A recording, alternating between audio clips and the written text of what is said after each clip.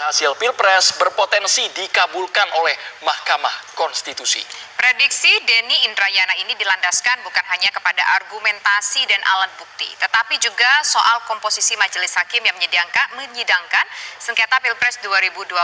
Dengan majelis hakim yang berjumlah 8 orang, maka dibutuhkan minimal 4 hakim untuk mengabulkan gugatan yang kini bersidang tanpa Hakim Konstitusi Anwar Usman.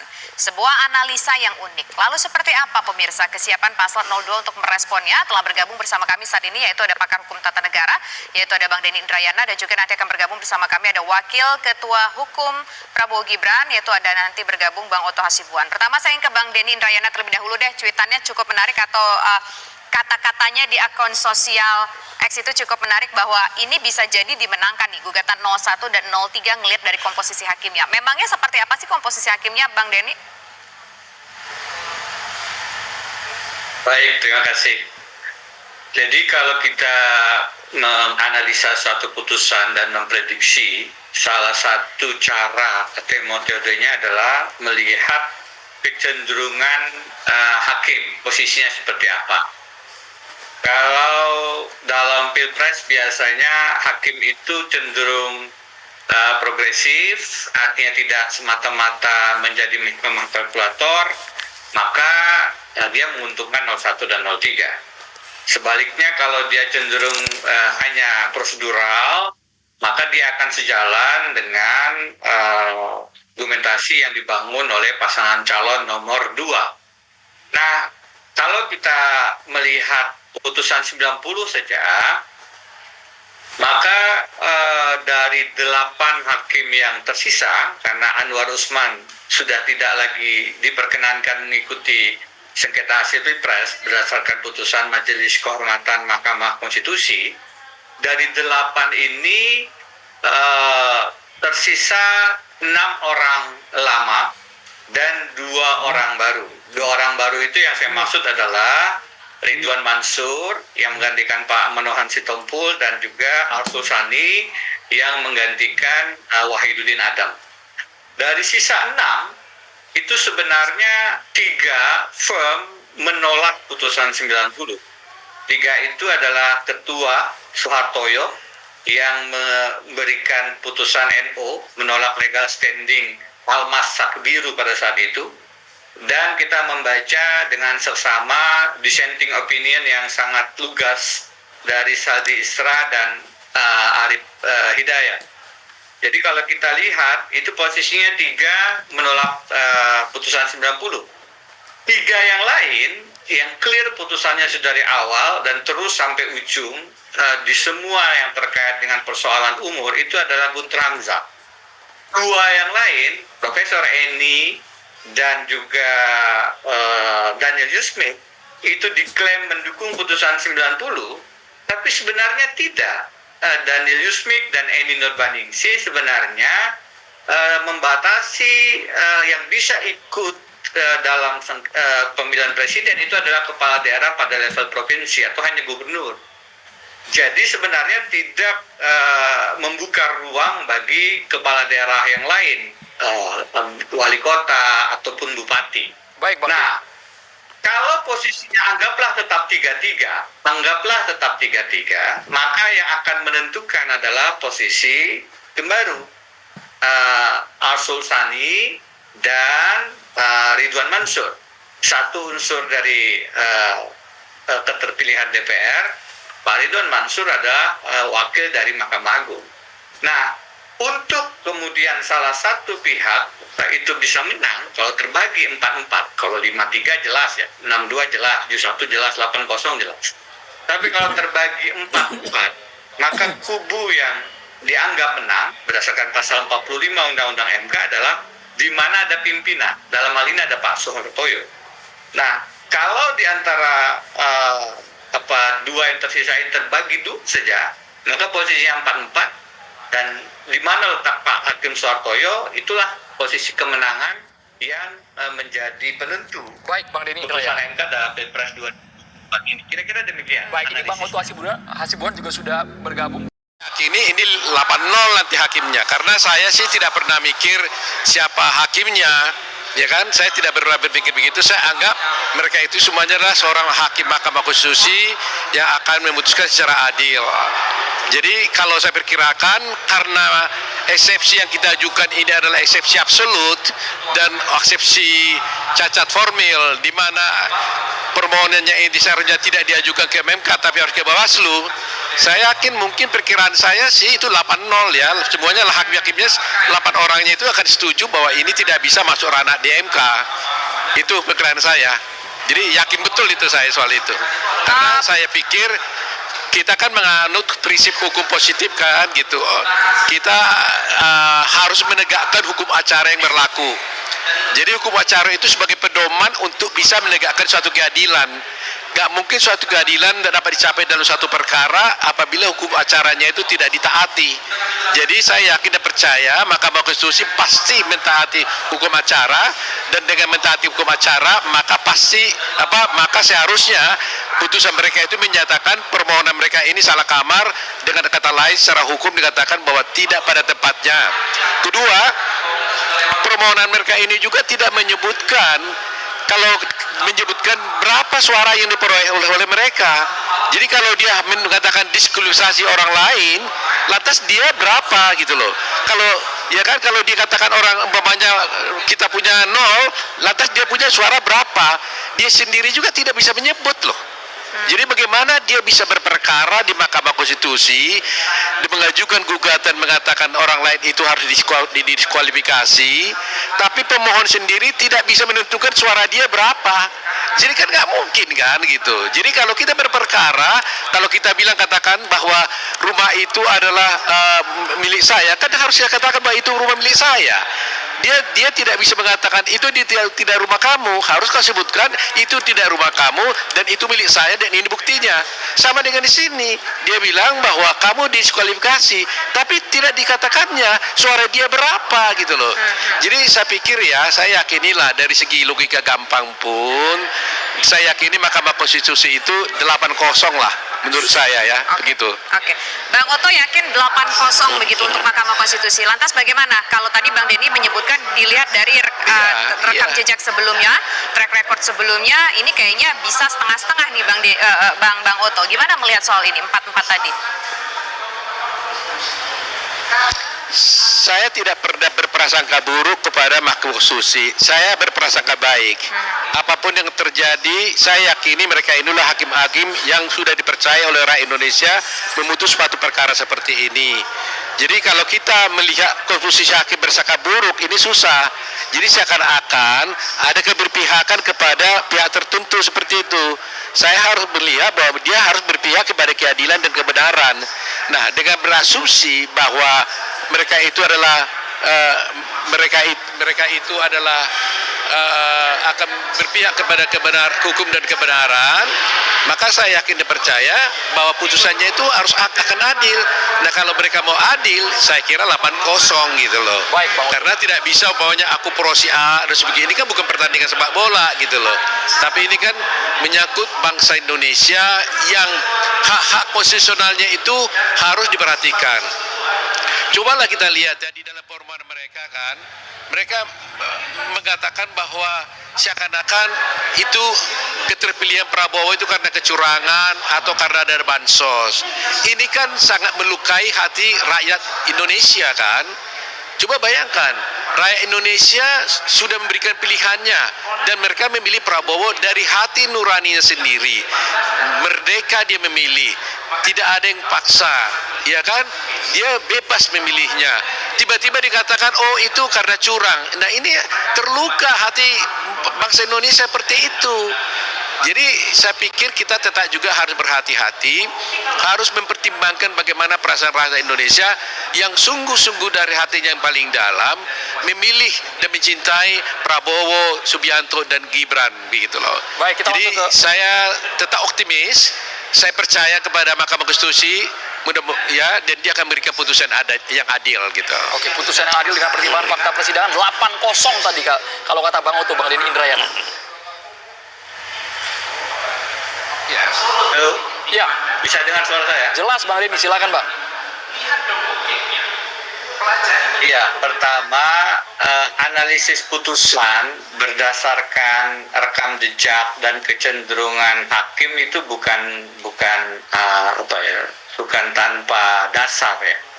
Sudah banyak buku jurnal ilmiah yang melihat bagaimana seorang hakim itu kalau kecenderungan misalnya di Amerika Serikat kalau hakim dipilih oleh presiden dari Partai Demokrat, maka dia cenderung lebih progresif terhadap isu-isu yang sensitif, misalnya pernikahan sejenis, aborsi. Sebaliknya kalau seorang hakim agung itu dinominasikan oleh presiden dari Partai Republik, maka dia akan cenderung lebih konservatif untuk melihat isu-isu sensitif semacam pernikahan sejenis dan aborsi itu. Sama dengan isu ini. Kalau pendekatannya prosedural, hakimnya lebih konservatif, tekstual, membatasi diri pada ini Bawaslu bukan Mahkamah Konstitusi, maka dia akan cenderung menguntungkan posisi paslon nomor 2. Kalau hakimnya punya kecenderungan judicial activism, dia cenderung progresif, dia membuka diri bahwa dia bukan hanya mahkamah kalkulator, tapi betul-betul menjadi Mahkamah Konstitusi, maka posisi itu akan menguntungkan pasangan calon nomor 1 dan nomor 3. Nah, tinggal dilihat, misalnya ya, dalam hal presidential threshold, kita hakim konstitusi Saldi Isra dengan hakim konstitusi Soehartoyo termasuk memberikan dissenting opinion. Hal semacam itu bisa dianalisis dengan mudah. Karena itu terbuka mana putusan-putusan yang menjadi ada political questionnya yang terkait erat dengan isu-isu politik, kita bisa lihat. Kita bisa kemudian analisis, oh ini cenderung hakimnya tekstual, cenderung dia lebih taat kepada kepastian hukum. Oh, hakim yang ini cenderung kontekstual. Dia cenderung melihat adakah unsur-unsur kejujuran dan keadilan yang dilanggar dalam pemilu, meskipun ini adalah ranahnya Bawaslu. Tetapi sebagai Mahkamah Konstitusi, dia kemudian masuk untuk menjaga mandat sebagai the guardian of the Constitution and Democracy, pengawal konstitusi dan demokrasi. Jangan lupa, Mahkamah Konstitusi itu lahir bukan hanya dari prinsip Hans Kelsen atau disebut dengan Kelsenian. Mahkamah Konstitusi itu sebenarnya judicial review-nya lahir dari prinsip perkara Marbury versus Madison yang sebenarnya tidak ada dalam konstitusi Amerika Serikat. Mahkamah Agung Amerika Serikat tidak punya kewenangan untuk menguji undang-undang, tapi lewat putusan Mahkamah Agungnya kemudian itu muncul dan konsepnya menjadi konsep judicial review. Konsep TSM yang sekarang masuk dalam undang-undang pemilu itu tidak ada dikenal sebelumnya. Sebelum kemudian diputuskan oleh Mahkamah Konstitusi di era Prof. Mahfud terkait dengan Pilkada Jawa Timur dan seterusnya. Jadi kalau kita melihat dan menganalisis kecenderungan putusan-putusan MK, lalu kemudian memprediksi arah putusan sengketa Pilpres, itu sangat bisa dan sangat mungkin. Nah, yang kemudian menjadi tambahannya adalah seberapa kemudian alat buktinya menguatkan argumentasi masing-masing pihak. Baik. Pasangan calon 1 dan 03, dan bagaimana pihak terkait atau KPU dan Bawaslu. Tentu saja itu juga menjadi penting. Yang lain yang menjadi faktor kita yang seringkali mempengaruhi putusan adalah independensi hakim itu sendiri, karena perkara-perkara semacam ini kecenderungan adanya intervensi itu tidak kecil. Maka menjadi penting untuk menjaga independensi hakim konstitusi, termasuk juga memberikan sistem pengamanan terhadap hakim konstitusi agar tidak mudah intervensi dan tetap bebas independen dalam mengambil keputusan. Bang Denny tadi menyebutkan soal alat buktinya, bagaimana pembuktiannya di persidangan. Nah, kemarin kita sudah menyimak ada pemaparan yang sudah disampaikan 01 dan 03 begitu. Apakah itu sudah bisa menjadi yang sangat kuat sekali untuk menggolkan 3 tuntutan poin-poin mereka? Nanti akan kita jawab usai jeda berikut. Pemirsa, kami kembali sesaat lagi.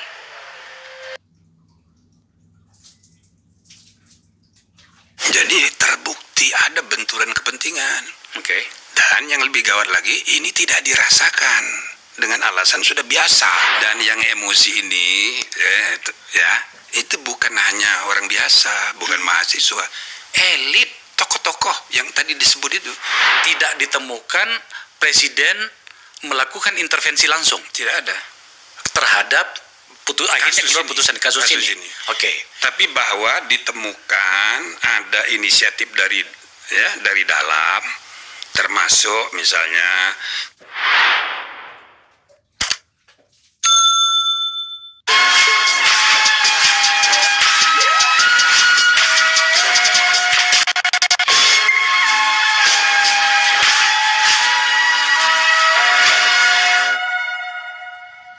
Jika dibuat dalam bentuk film, maka film ini saya yakin akan box office. Dan judul filmnya itu adalah Mahkamah Konstitusi. Oleh banyak pihak, kemudian muncul istilah Mahkamah Keluarga. Begitulah tampaknya adanya di masyarakat. Atas nama media sosial, teknologi, semua hal itu tak ada lagi yang bisa disembunyikan. Dan menyangkut dengan putusan Mahkamah Konstitusi itu memang luar biasa, masih terasa sekarang. Dan efeknya itu pada psikologis pertarungan calon presiden. Kita akan berbicara itu dalam kesempatan yang lain. Tapi saya mengundang orang yang mengambil tanggung jawab terbesar menyangkut dengan putusan itu. Ketua Majelis Kehormatan Mahkamah Konstitusi, MK double, MK-nya MK, yang terhormat, orang yang saya hormati, Profesor Jimli Hasidik. Abang dah, terima kasih. Yang kedua kalinya Bang ya? Iya. Iya, yang kedua kalinya. Dulu yang pertama dulu ya. Yang pertama. Tapi belum ada mahkamah-mahkamahan. Oh, belum. Ya, Bang, saya harus mendengarkan penonton saya yang meminta Abang diundang untuk menjelaskan kepada kita. Memang tampaknya sudah ada beberapa tayangannya Prof di beberapa tempat ya, tapi mereka tetap berharap Abang hadir di sini. Nah, untuk itulah kita hadir di sini. Kami ingin tahu sebenarnya, Prof, bagaimana sejarah MK, terus kemudian tentang MK sendiri, dan pada bagian ini pernahkah terjadi seperti ini sebelumnya? Ini supaya kita mengantar pada diskusi kita yang saya yakin akan dalam nantinya. Monggo silakan, Ya, Prof. terima kasih banyak ini. Saya dengan MK ini punya hubungan sejarah. Saya pendiri 20 tahun yang lalu. Jadi sejak berdiri MK ini sering menerima pujian dalam dan luar negeri. Banyak sekali kasus-kasus yang kita putus Ya. dalam mengawal konstitusi dan demokrasi di Indonesia. Ya. Termasuk dulu yang paling terkenal itu waktu kami memutus membatalkan Undang-Undang Nomor 15 Tahun 2003 tentang terorisme. Terorisme nomor 15 tetap berlaku, tapi yang nomor 16 yang diberlakukan ke peristiwa bom Bali, kami batalkan. Oke. Nah, itu membuat MK Republik ini terkenal seluruh dunia. Karena zaman itu George Bush sedang kampanye global war against terrorism. Nah, jadi memang banyak sekali putusan. Nah, maka dalam sejarah ya, MK itu selalu dipuji. MA selalu dimaki. Gitu loh. Gitu ya. Nah, itu anunya selama 20 tahun. Nah, sampai sekarang Mahkamah Agung sedang terpuruk. Hakim Agungnya satu masuk penjara, satu lagi diadili walaupun bebas, tapi kan perkara ya. Satu sekjennya sudah masuk penjara, satu masih diproses. Intinya Mahkamah Agung itu sekarang lagi terpuruk. Tapi menurut hasil survei, image kepercayaan publik kepada MK lebih buruk dari Mahkamah Agung. Kenapa begitu? Nah, itu dia, karena peristiwa-peristiwa akhir-akhir ini. Nah, ditambah lagi dengan kasus terakhir ini.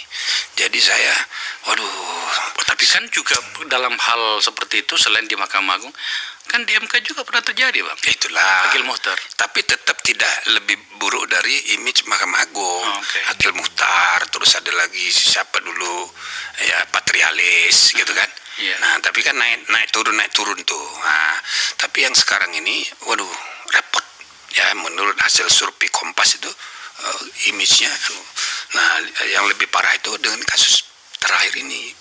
Jadi mahkamah keluarga, jadi kan saya nggak tega ini. Ya, nanti, Prof, nanti kita masuk ke situ. Saya masih di tahap awal karena begini, sejujurnya tuh saya itu masih marah sama MK.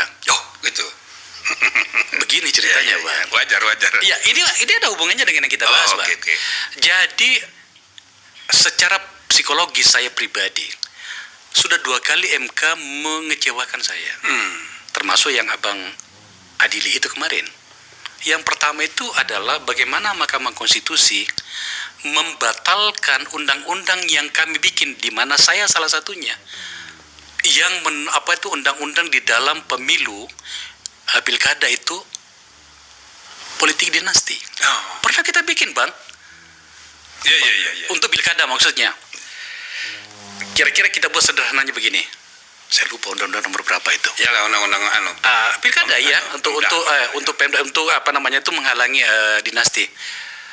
Kandidat yang boleh maju itu terbebas dari dinasti, 1 langkah ke depan, 1 langkah ke belakang, kiri dan kanan.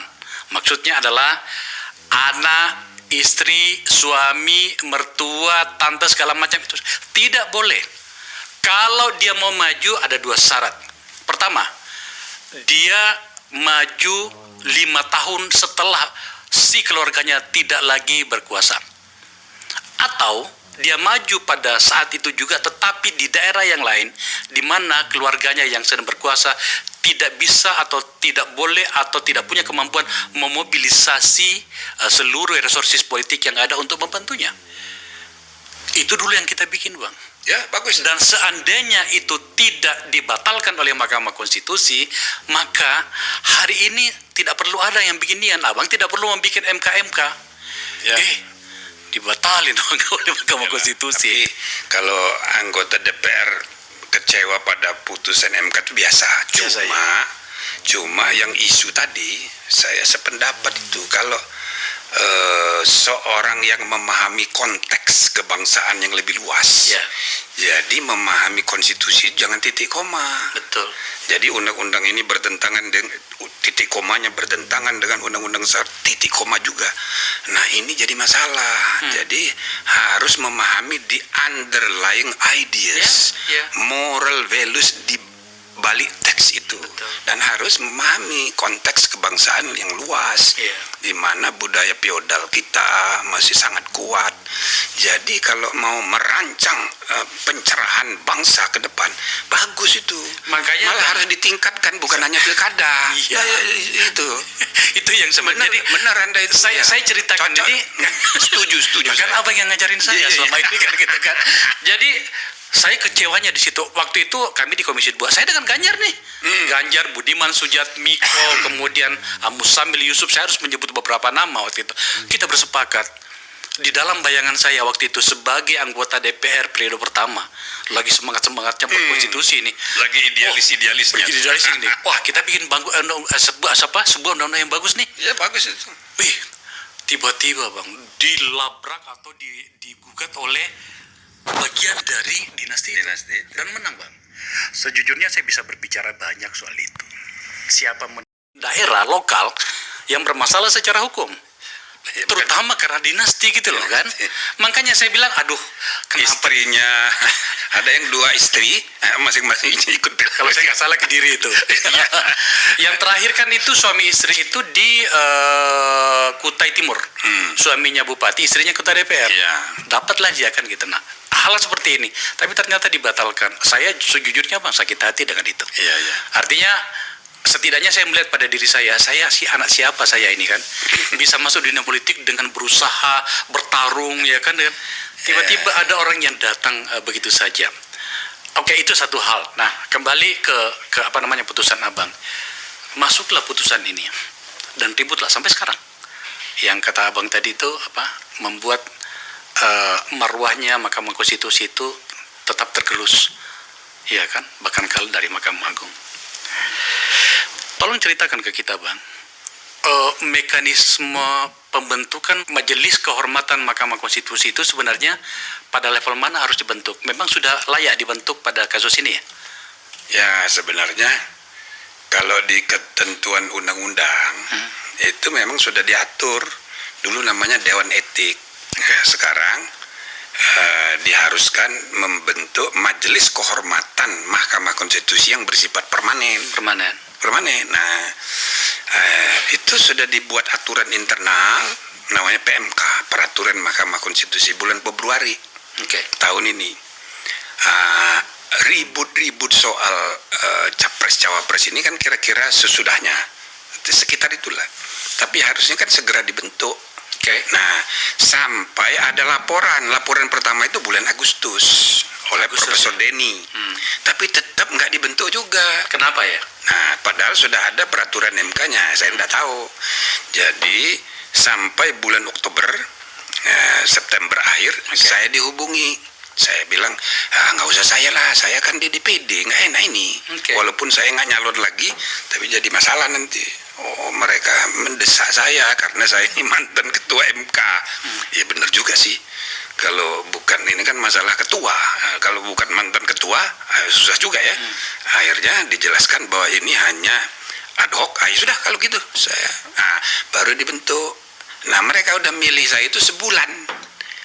Saya sudah dikasih tahu, tapi SK-nya baru 30 hari kemudian. Mereka itu siapa, Bang? Ya, ini 9 hakim itu sepakat minta saya dalam rapat pleno. Oh, jadi artinya MK itu orang-orangnya itu dipilih oleh hakim oleh MK sendiri? Hakim, ya. Nah, mereka bersepakat meminta saya, Pak Bintan, lalu sesudah disepakati, baru mereka tentukan siapa yang dari dalam. Nah, jadi akhirnya kita dilantik lah gitu kan. Ya saya bismillah karena tanggung jawab sejarah yang tadi saya bilang. Jadi puncaknya itu bulan Oktober itu, waduh, segala macam meme gitu kan. Nah, tapi sesudah kita putus, alhamdulillah, mudah-mudahan agak reda walaupun tidak langsung ya, pelan-pelan. Apalagi sekarang sudah ada pengesahan Capres 3, lalu sudah ada nomor urut. Saya rasa ini sisa-sisa yang masih belum selesai ini itu akan pelan-pelan ya. Dia akan sampai bulan Desember. Nah, mudah-mudahan semuanya akan fokus untuk bulan Februari. Tapi tampaknya tidak seperti itu, Prof. Karena ada komunitas masyarakat yang memilih untuk tetap fokus pada bagian ini. Terutama sekali mereka-mereka yang bergerak di wilayah non-politik, tokoh masyarakat, budayawan, segala macam. Salah satunya ya orang yang kita hormati ya, Gunawan Muhammad telah bersikap dan sampai menangis di sebuah acara. Kenapa begitu? Karena kata mereka dan beberapa bagian saya setuju bahwa ini sangat-sangat mencederai.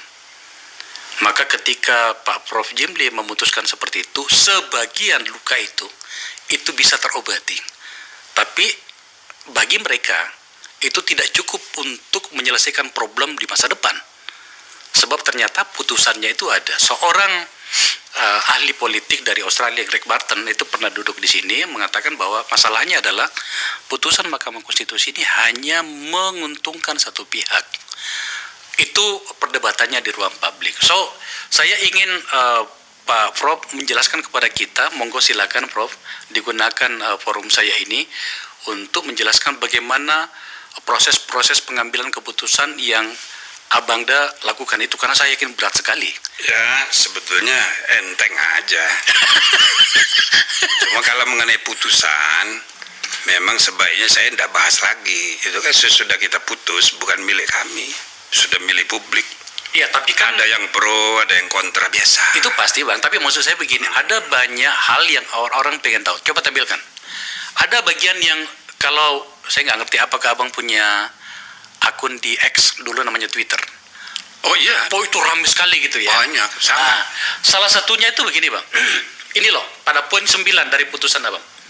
Hakim terlapor terbukti dengan sengaja membuka ruang intervensi pihak luar dalam proses pengambilan putusan nomor 90 garis miring PUU garis datar 21 ya, Angkromawi dan garis miring 2023 sehingga melanggar Sabta Karsa Utama prinsip independensi penerapan angka 1, 2, dan 3. Pertanyaan mereka dan saya setuju dengan pertanyaannya, seperti apakah ruang intervensi itu dibuka dan siapa saja yang melakukannya? Ini poin yang sangat penting, Prof. Ya, tapi kita sudah dengar semua, para pelapor, ada saksi, ada ahli juga, walaupun tidak semua mengajukan ahli karena saya batasi. Oke. Ya kan, di antara pelapor tuh profesor-profesor juga. Jadi udah kalian sudah lebih ahli dari ahli, ya udah nggak usah lagi lah, karena kita waktunya pendek. Ya kami diberi tugas 30 hari, tapi ada agenda perubahan pasangan calon itu hanya boleh tanggal 8 paling terakhir. Dan tanggal 13 kemarin disahkan. Jadi karena begitu ada permintaan untuk putusan provisi supaya KPU jangan jalankan dulu ketentuan putusan MK. Saya bilang bukan begitu caranya, kita percepat aja putusan kita ini. Nah, tanggal berapa maunya? Kalau tanggal 8 ya udah kita bikin tanggal 7. Nah, maka tanggal 7 kita putus sehingga tidak semua ahli kita kasih kesempatan. Yang penting semua sudah dapat kesempatan bicara, menyampaikan bukti, lisan, tertulis, termasuk 9 hakim kita panggil semua satu persatu dan juga panitera. Nah, jadi banyak sekali yang kita kumpulkan informasi itu. Tentu tidak perlu dikemukakan semua, tidak boleh juga. Yang penting kami sudah dapat bukti bahwa ini pelanggaran berat. Nah gitu. Bahkan bukan hanya Pak Anwar Usman yang melanggar, semua hakim itu sendiri-sendiri ada salahnya Pada level tertentu. itu dia. Nah makanya ini ya putusan pertama dalam sejarah umat manusia. 9 hakim dilaporkan semua, 9-9-nya kami beri sanksi semua. Nggak ada dalam sejarah, baru kali ini. Nah dengan tingkatnya masing-masing. Nah yang paling berat tentu ya ketua Pak Anwar Usman, karena dari 21 laporan 15 untuk dia sendiri, muat dengan segala macam. Nah kita temukan ya kan, intervensi itu tidak selalu harus inisiatif dari luar, bisa juga dari dalam ya kan. Nah itu termasuk membuka ruang untuk itu independensi. Padahal selalu saya jelaskan, gedung MK itu 9 tiangnya. Maksudnya hakim itu 9 itu. Ya, pilar tegaknya, pilar konstitusi ada di independensi setiap hakim. Nah, jadi nggak boleh dia kasak-kusuk, saling mempengaruhi, lalu kemudian membuka ruang untuk. Dan itu memang terjadi di internal dulu nih kita. Iya, tapi kan tidak semua harus dibuka. Ya kan. Nah, yang penting sanksi sudah kita jatuhkan, mudah-mudahan jadi pelajaran. Yang paling ideal itu diberhentikan dari anggota. Tapi menurut peraturan PMK ini harus ada banding, berarti putusan kami ya kan jadi bisa dimentahkan oleh banding yang orang-orangnya akan diangkat oleh ketua sendiri. Nah, ayo kan. Nah, jadi supaya ini tidak berlarut-larut, waktu tidak banyak, kita ambil putusan bahwa ini tetap dia diberhentikan tapi dari anggota. Bahwa dia merasa malu lalu mengundurkan diri, itu soal lain. Itu lain lagi. Tapi ternyata dia agak melawan itu. Ya Bang, kita akan bahas bagian itu pada bagian dari akhir dari diskusi kita. Mohon izin Abangda, saya harus mewakili pikiran publik di sini. Menyangkut soal itu. Karena kenapa? Ada pihak yang tampaknya telah tertuduh secara ekstrim bahwa intervensi itu dilakukan, salah satunya adalah pihak istana. Kadang-kadang saya berpikir, fair nggak sih kita berpikir seperti ini kan gitu. Jadi ini forum saya ingin gunakan untuk mengukur kita punya masing-masing kredibilitas untuk menilai ini. Sekarang ini kan yang beredar di publik itu ada intervensi dari istana. Bahkan sudah ada keluar nama nih ya kan, di mana adalah menteri utama dari pemerintahan Pak Jokowi yang dianggap disebut melakukan itu atau mengambil inisiatif untuk itu. Kita harus belajar bagaimana bernegara. Abang sekali lagi mengajarkan saya banyak hal seperti ini. Itu yang orang pengen tahu. Intervensi seperti apa sih, Abang dah? Ini kalau dalam politik tuh banyak kiraloginya. Ya. Jadi ilmu kira-kira. Ya. Dan itu biasa kalau udah menyangkut persaingan, pertarungan politik, kita mesti hati-hati. Oke. Jadi kalau tidak ada fakta, ya, tidak bisa kita tuduh, apalagi menyebut nama orang. Iya.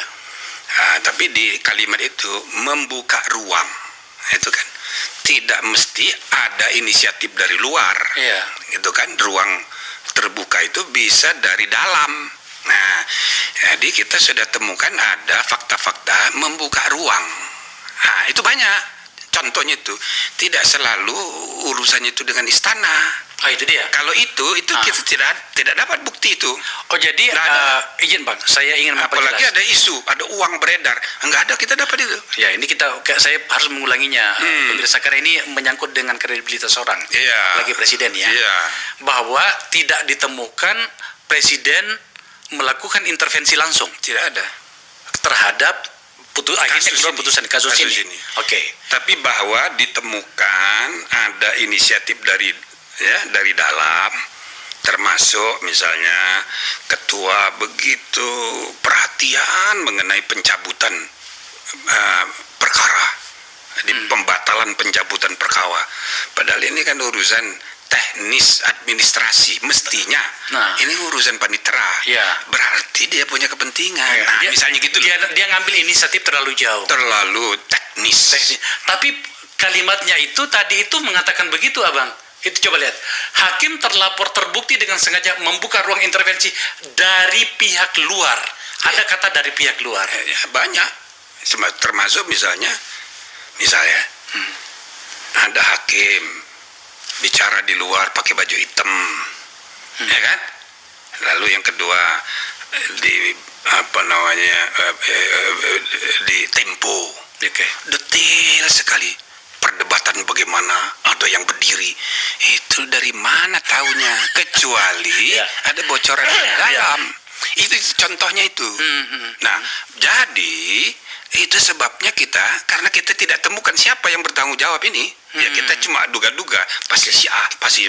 Tapi kan tidak bisa kita, maka kita kasih sanksi semuanya. Itu contohnya. Jadi intervensi dari luar itu ya tidak harus dalam makna kasih uang atau apa, ya kan? Nah, jadi bisa inisiatif dari dalam, gitu loh.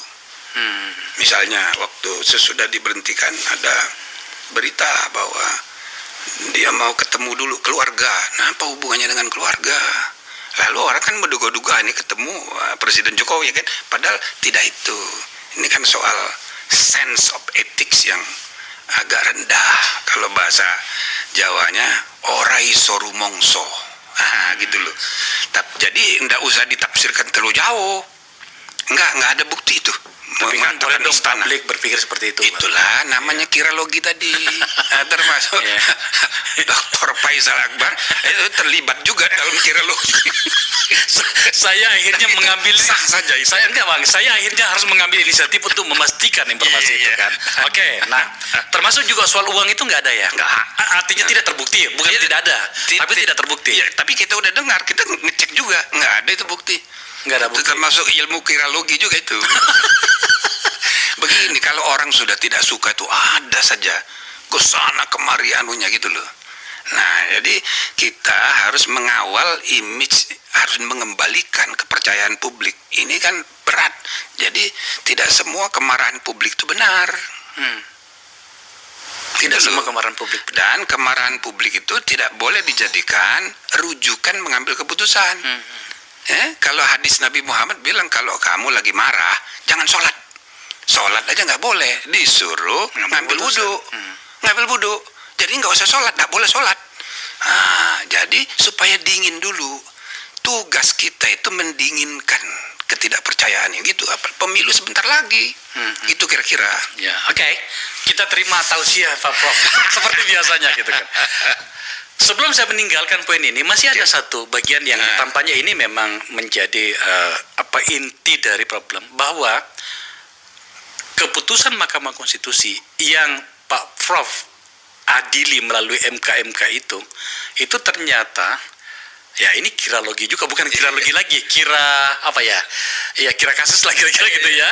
Itu di mana ternyata ada orang yang diuntungkan tanda petik. Dalam hal ini adalah Mas Gibran, anak muda hebat yang sudah menjadi pemimpin Solo beberapa tahun. Bagaimana kira-kira kita harus mengelola situasi ini agar kemudian kita bisa fair, Bang, baik terhadap putusan yang Abang ambil, juga kepada hakim-hakim yang ada di sana, dan terutama sekali kepada keluarga Pak Presiden. Karena hari ini keluarga Presiden ya, termasuk juga Ketua Mahkamah Konstitusi di dalamnya, karena memang adalah keluarga, itu menjadi pihak yang berada dalam posisi yang sangat sulit karena itu. Ya, jadi memang kita bedakan dulu antara putusan yang berkenaan dengan kebijakan aturan main dengan adanya benturan kepentingan. Nah, yang kami tangani yang kedua ini. Jadi terbukti ada benturan kepentingan. Dan yang lebih gawat lagi, ini tidak dirasakan dengan alasan sudah biasa. Gitu loh. Bahkan dikutip dari zaman saya ada benturan kepentingan. Waktu kami memutus Undang-Undang KY, waktu kami memutus pasal 50 Undang-Undang MK, yang maknanya MK memperkuat diri sendiri. Ya tapi kan bukan pribadi. Nah, jadi itu menjadi alibi untuk menggambarkan praktek benturan kepentingannya sudah biasa. Ini nggak benar. Nah, jadi kami bertiga Majelis Kehormatan harus menyatakan yang benar-benar, yang salah-salah. Nah, gitu ya. Itu satu. Nah, yang kedua soal aturan main tadi. Nah, kan banyak di antara pelapor itu menuntut supaya MK membatalkan putusan MK dalam perkara 90. Nah, saya itu tidak bisa karena kami ini hanya menegakkan kode etik bagi perilaku hakim. Tidak sampai ke arena itu. Tidak sampai ikut campur dalam membuat keputusan. Gitu loh. Tapi sebenarnya itu karena Abang juga sebenarnya yang membuat kita jadi deg-degan gitu menunggu. Abang ngomong begini, putusan ini akan berpengaruh terhadap pencalonan. Itu yang kita baca gitu kan. Wow. Apa sih? Ada beberapa pihak mengatakan, sur juga Bang gini. Itu kalimat dari wartawan aja nggak begitu saya bilang. Abang ngomong apa sebenarnya? Saya bilang begini, karena ini tanggal terakhir kesempatan untuk berubahnya pasangan calon itu tanggal 8, maka kita bikin putusan tanggal 7. Saya persilahkan Profesor Doktor yang 5 kali botak untuk meyakinkan kami bahwa akibat dari pelanggaran kode etik putusan MK bisa kita batalkan. Nah, contohnya yang dijadikan alasan oleh Profesor Denny Indrayana. Dia bilang, waktu saya ketua di KPP dulu, ada putusan kode etik penyelenggara pemilu di Jawa Timur yang berakibat kepada pencalonan dari Khofifah. Nah, gitu. Artinya mestinya bisa ini. Nah, gitu. Nah, di dalam putusan sudah kami jelaskan lain. Karena keputusan KPU yang dibatalkan gara-gara pelanggaran kode etik, itu kan perintah di KPP, itu menyangkut soal norma, namanya kalau dalam hukum concrete and individual norm, menyangkut hasil dari pilkada itu. Nah, itu beda kasusnya dengan putusan MK. Kalau putusan MK ini menyangkut aturan main, norma umum. Ya, dia sudah diatur di konstitusi dan juga di undang-undang. Meskipun di undang-undang kekuasaan kehakiman ada pasal yang mengatur kalau hakim tidak mengundurkan diri, putusannya tidak sah. Nah, itu pasal 17 ayat 6. Tapi ini undang-undang berlaku umum untuk semua hakim, kecuali yang secara khusus sudah diatur. Nah, kalau di MK itu ada undang-undang MK sendiri dan juga ada aturan konstitusi yang lebih tinggi bahwa putusan MK itu final. Gitu loh. Nah, karena ini menyangkut aturan main. Jadi, itu sebabnya DPR dan MK itu oleh Hans Kelsen ya, penggagas pertama Verfassungsgerichtshof di Austria. Dua-dua disebutnya legislator. Nah, cuma yang satu negatif legislator, parlemen itu positif legislator. Misalnya, anggota DPR sudah memutus undang-undang, tiba-tiba ketangkap tangan. Batal nggak? Pansusnya itu tangkap tangan, masuk penjara semua. Apakah itu berakibat kepada undang-undang? Tidak. Undang-undangnya udah sah dalam 30 hari, tidak diteken oleh presiden pun harus diundangkan. Ya. Nah, itu contohnya. Karena ini menyangkut norma umum. Beda dengan peradilan pidana, mengadili orang. Oke, peradilan TON itu mengadili keputusan administrasi. Pengadilan agama itu menceraikan orang. Beda. Ini judicial review menyangkut norma umum, sama dengan DPR. Ya kan? Undang-undang sudah disahkan DPR berlaku. Tapi dalam kasus ini, Prof, saya tentu saja Ya. menerima pikiran itu. Ya, harus menerima. sebagai orang yang pernah membuat banyak undang-undang, tentu saja seperti itulah ceritanya gitu kan. Lagi-lagi sebenarnya ini kan ilmunya Pak Prof juga kita pakai ini kan. Tetapi pada kasus ini ada banyak problem, ada banyak pertimbangan yang orang berharap Pak Prof pikirkan, termasuk ketika keputusan itu diambil, menyangkut soal pimpinan nasional. Betul. Meskipun hanya wapres atau cawapres, masih cawapres sekarang, tetapi itu adalah posisi warga negara luar biasa yang dalam ilmunya Prof kepada saya yang saya pahami adalah ini warga negara luar biasa yang tidak bisa dijangkau dengan undang-undang biasa. Nah, itulah kemudian banyak orang memprotes, apalagi melihat bagaimana mekanismenya. Iya. Ada orang mengatakan begini, bisakah Pak Prof Jim sebagai ketua MK melihat hal di luar dari apa yang jelaskan tadi dengan mengikuti logika-logika hukum yang ada, dengan melihat progresivitas yang terjadi dalam masyarakat kita. Ambil sikap dong. Ya, itulah yang dibahas dalam sidang. Oke. Itu 15 guru besar, saya tantang, silakan keluar teori-teorinya mana.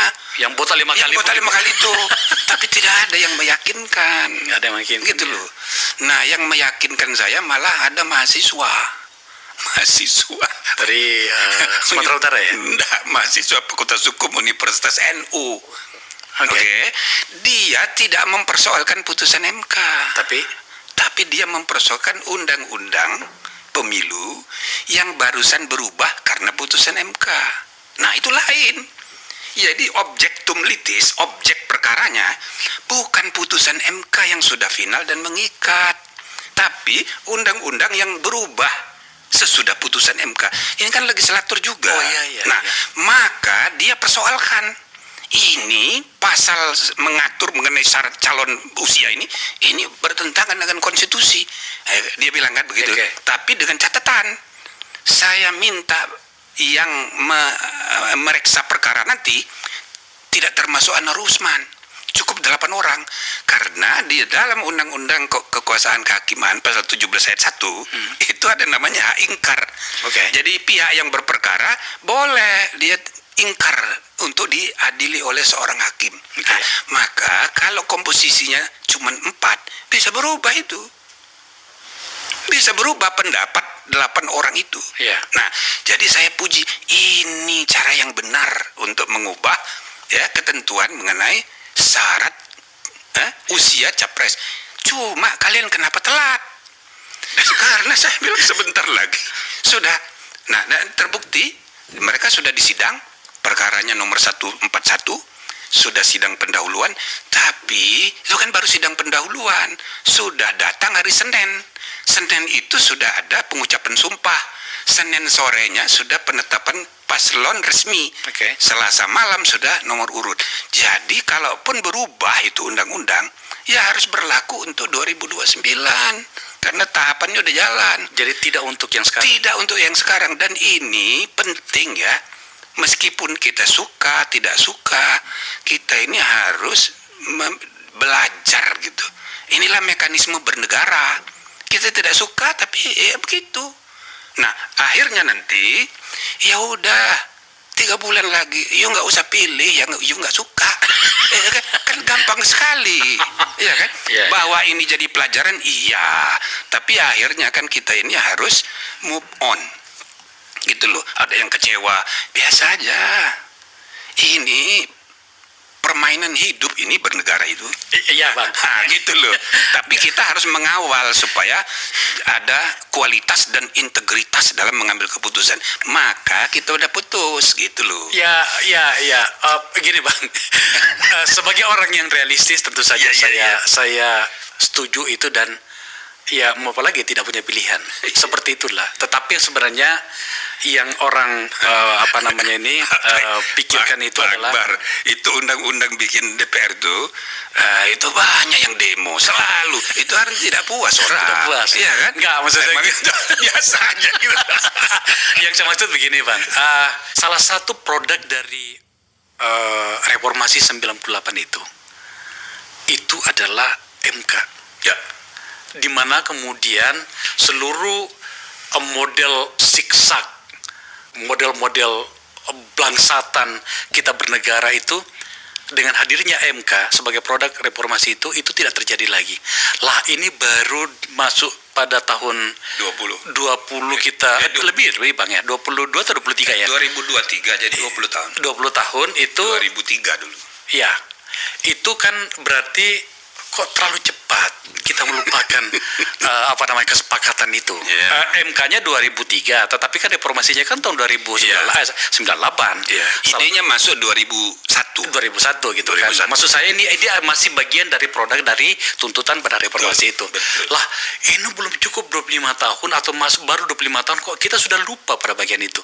Maka ada pertanyaan orang, ngapain kita reformasi kalau kayak begini? Ternyata sama saja. Maka kemudian orang mempersoalkan kenapa MK itu menjadi seperti ini. Untunglah ada abang bisa sedikit mengobati luka itu kan gitu. Tapi kan lagi-lagi gugatan saya dari tadi ini adalah seharusnya kan tidak terjadi seperti ini. Apalagi abang bilang tadi ya sudah ada yang mahasiswa yang cerdas dari Universitas NU, tapi nggak bisa terjadi nanti untuk ini.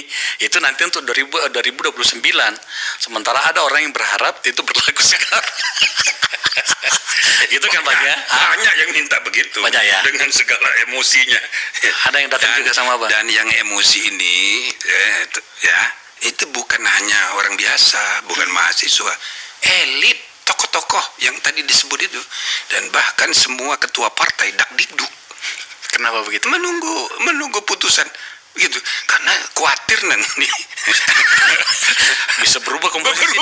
Iya kan? Ya saya biarin aja biar agak dramatis sedikit.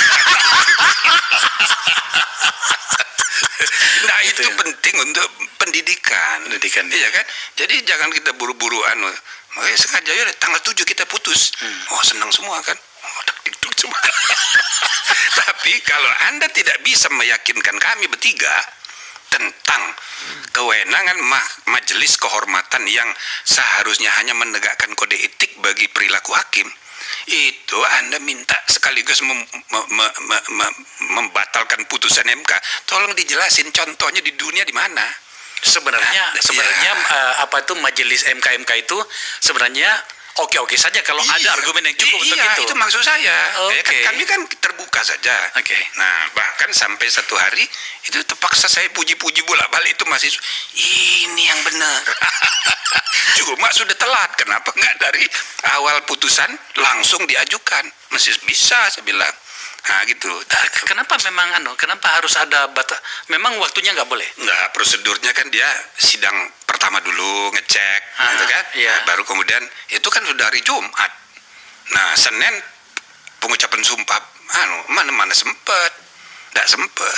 Prosedur beracaranya nggak sempat. Padahal sebenarnya itu kalau mahasiswa gugatan atau permohonan dari mahasiswa itu lanjut itu bisa berubah ya? Bisa, karena empat kan? Iya. Nah yang perkara sebelumnya kan ditolak. Iya. Nah sesudah Pak Anwar Usman ikut, jadi dikabulkan 5-4.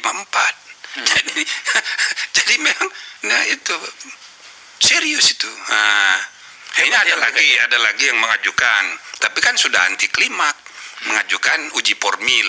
Iya. Tapi tetap dia menilai putusan itu nggak bisa. Prof, terakhir bagian ini. Ada 2 hakim yang putusannya itu apa, sikapnya itu apa namanya itu? Boleh Ya, alasan berbeda. Alasan berbeda, Dia ya. mengabulkan tapi dengan alasan yang berbeda. berbeda harus gubernur. Apakah logika itu bisa dipakai? Jadi begini ceritanya, sudah kami cek itu, dan ini memang harus diperbaiki juga. Jadi mereka membuat keputusan tolak atau kabul. Itu Oke. dulu, maka dapat 5-4. Sesudah dapat 5-4, kabul 5-4, baru mereka merumuskan putusan. Alasannya apa? Jadi 3 orang alasannya A, yang 2 orang alasannya B. Dan yang 4 yang menolak itu tidak ikut lagi dalam perumusan. Nah, itu berbeda di zaman saya dulu nggak begitu. Jadi putusan itu termasuk yang tidak setuju, ya ikut merumuskan. Kenapa ada perbedaan SOP di masa abang dengan sekarang? Nah itu dia, makanya saya bilang, waduh ini benar-benar ini nggak boleh begini, makanya kita kasih teguran semua, gitu loh. Oh. Nah jadi seandainya mereka tetap bersembilan, kan tahu pendapat mana yang dissenting, mana yang concurrent itu setuju dengan kesimpulan, tapi alasannya berbeda. Iya. Kan banyak yang menilai, loh ini yang mengabulkan cuma 3 orang dong dari 9 gitu. Jadi yang 2 itu tetap mengabulkan, tapi alasannya bukan kepala daerah tingkat 1, tapi provinsi. Ini masuk akal juga, tapi sama-sama mengabulkan. Nah itu dia. Orang merasa bahwa sebenarnya ada unsur pranknya di sini. Itu Anak dia. muda bilang pranknya Ah. gitu ya. Saya setuju, tapi begini. Saya tidak setuju, tapi setuju. Ya. Gimana dong? Kalau Ya. kayak gitu tuh. Tapi ya begitulah, ya, maka itu termasuk yang ya kami kritik juga. Saya ingatkan, tidak begitu. Kita ini 9 tiang. Pokoknya ya atau tidak. Iya, Hitam putih. Ya? wali songo gitu loh. Oke. Nah, kalau memang ada perbedaan pendapat, ya akhirnya ya harus 5-4 gitu.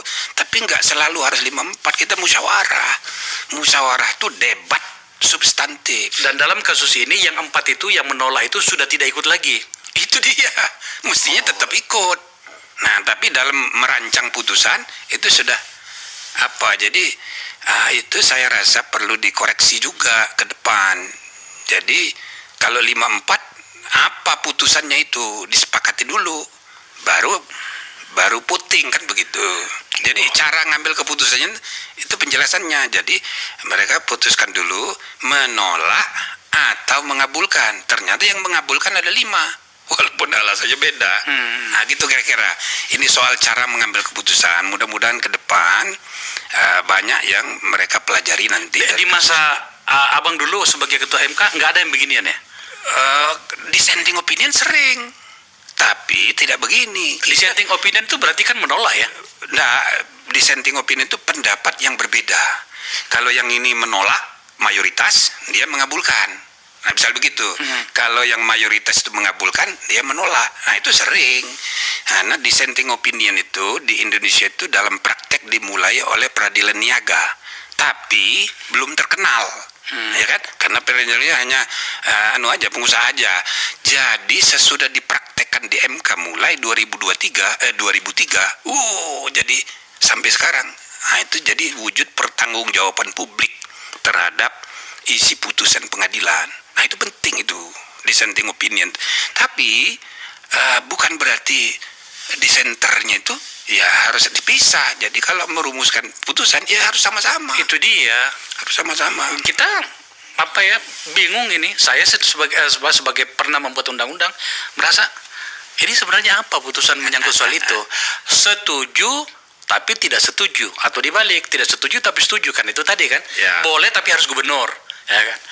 Ada banyak pengembangan lah cerita soal itu, tapi menjadi tidak menarik. Ya sebenarnya kalau ini gubernur saja kan nggak ada masalah konflik kepentingan. Atau ini diberlakukan untuk 2029 kan nggak ada masalah. Oke. Ya kan, karena usia itu relatif. Misalnya dulu 2035, 2004 dinaikkan jadi 40, ya kan? Itu kan sebenarnya bagi generasi muda 60% pemilih malah bagus ini. Cuma timingnya kalau diberlakukan 2029 seneng itu anak-anak muda kan gitu. Nah, jadi memang ini campur aduk antara KIS dengan aturan main. Sampai pada bagian ini, setelah putusan ini apa? Rekomendasi Abang itu tidak ada soal memperbaiki sistem dan mekanisme pengambilan keputusan di... Ya, termasuk juga peraturan Mahkamah Konstitusi kita sarankan diperbaiki. Pertama, tidak usah ada banding. Kalaupun mau ada banding, jangan diatur sendiri, tapi diatur di undang-undang. Oke. Gitu loh. Yang kedua, sanksinya. Ini kan terlalu jomplang. Cuma 3 macam. Ya kan?